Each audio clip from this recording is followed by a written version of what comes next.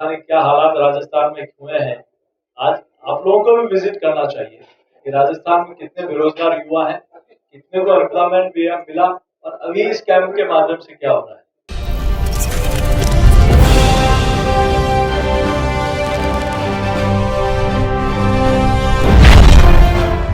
प्रदेश सरकार paper leak को रोकने में नाकाम रही है। साथ ही कांग्रेस शासनकाल में गैर जिम्मेदार लोगों को, युवा बेरोजगारों को नौकरी देने का काम सौंपा गया है। ये आरोप आज अजमेर पहुंचे भाजपा ने नवयुक्त प्रदेश अध्यक्ष सीपी जोशी ने लगाया है। सीपी जोशी आज अजमेर में भाजपा की संभाग स्तरीय बैठक लेने अजमेर पहुंचे। इस दौरान सीपी जोशी ने मीडिया से रूबरू होते हुए कहा कि कांग्रेस के शासनकाल में लगातार पेपर लीक हो रहे हैं। इस दौरान उन्होंने कांग्रेस प्रदेश अध्यक्ष पर भी जमकर हमला बोला है। उन्होंने कहा, कांग्रेस कहते हैं उनके संस्कार ऐसे हैं कि आरएस बनते हैं, लेकिन उनके संस्कार तभी तय हो जाते हैं जब सरकार उनकी होती है। अजमेर के निजी होटल में आयोजित भाजपा संभाग स्तरीय बैठक में संभाग के वरिष्ठ नेता और कार्यकर्ता मौजूद रहे। बैठक में कार्यकर्ताओं को आगामी दिनों में होने वाले भाजपा के जन आक्रोश कार्यक्रमों के बारे में सीपी जोशी ने बताया। साथ ही कार्यकर्ताओं ने कांग्रेस सरकार की नाकामियों को लेकर जनता के बीच में आह्वान किया। राजस्थान में 4.5 वर्षों में हो रहा है, मुझे नहीं लगता पहले कभी हुआ है। तो हम सब लोग इन्हीं विषयों को लेकर जन आक्रोश यात्रा भी हो रही है और भारतीय जनता पार्टी प्रमुखता से राजस्थान की जनता की आवाज बनकर उन आवाज को मुखरता से आगे ले जाने का काम कर। कोई प्रश्न अगर आप लिया जाना था ऐसा कोई नहीं है। कमेटी हमेशा लिए बनती है।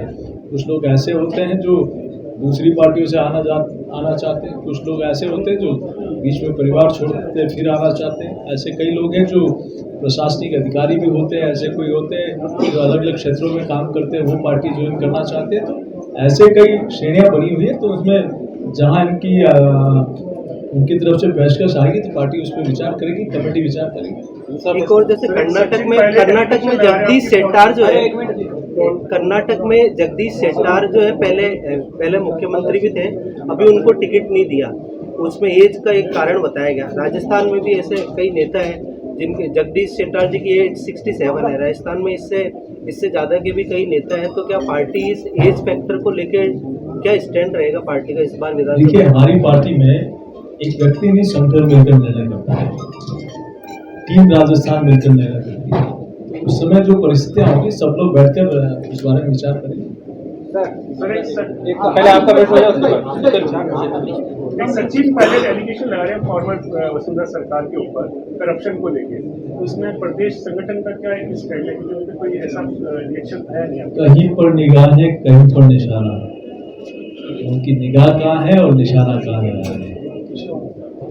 अगर उनको ऐसा था तो वो स्वयं 1.5 वर्ष तक 19 माह तक वो उप मुख्यमंत्री थे, उन्होंने इस बारे में कुछ किया नहीं। ये तो गहलोत साहब भी बोल रहे हैं, बीजेपी क्या बोल रही है?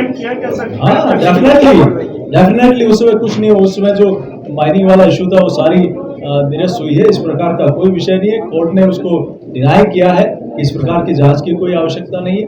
तो मैं इसीलिए कह रहा हूँ कि वो स्वयं 19 महीने मुख्यमंत्री थे।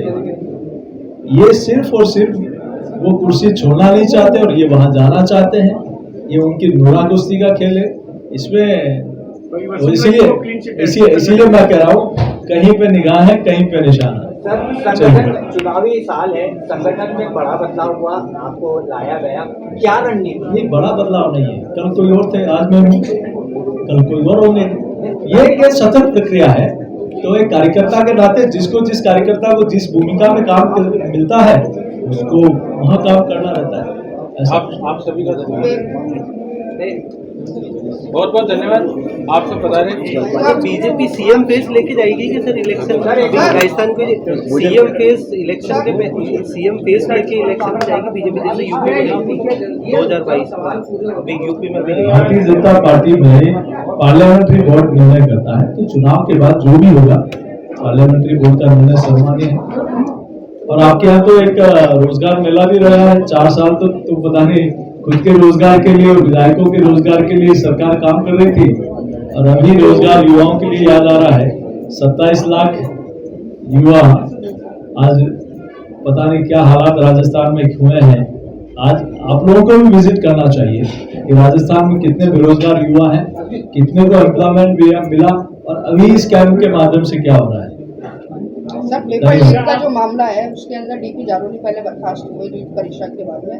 अब जो पेपर लीक हुआ है वरिष्ठ अध्यापक वाला, उसमें एकमात्र आपके देवनानी जी ऐसे विधायक हैं जिन्होंने विरोध जताया है। क्या भाजपा इसको आगे कोई आक्रोश या प्रदर्शन वगैरह करेगी?